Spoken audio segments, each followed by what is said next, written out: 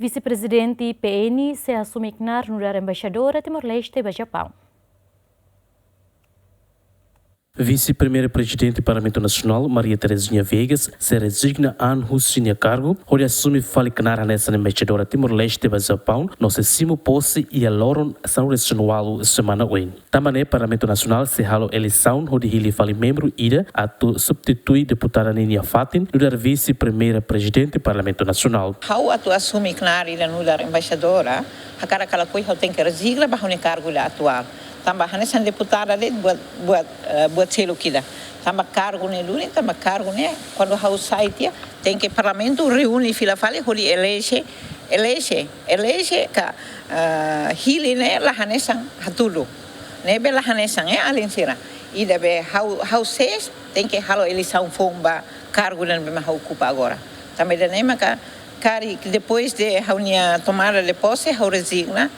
Antes de tomada de posse, eu tenho que resigna.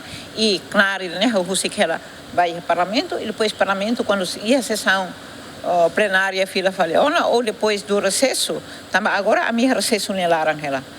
Depois do recesso, retoma o mandato, mas a eleição, o presidente do parlamento convoca a plenária extraordinária, lá plenária da comissão permanente. Plenária extraordinária ida, holi hili vacatura na bemaquia. Ida ne maka processo vai em parlamento. Tuir Terezinha Vegas ni assumi knaar no da diplomata lá os tamba tu reta posição ni cargo ne, mas be tama missão no confiança no governo deposita bania a nessa mos desafio ida de servir Timor-Leste e estrangeiro. Barak husumai hao. Tambah sama ka itabot hakaraksai, tambah sama kita bot hareba cargo, hareba pasta bahau atu hau hatam por alto de te alinsira. Laos tambah pasta, tambah missão no confiança nebe maka fome hau. Mosi da nela fácil. Hau hana santuir hau ni hakarakai dia tu hau hili hane. Tambah hau hatene te ona hau ni knaar lorong yang. Mai be ba knaar fome desafio fome ida me hau. Moris makida ne luni.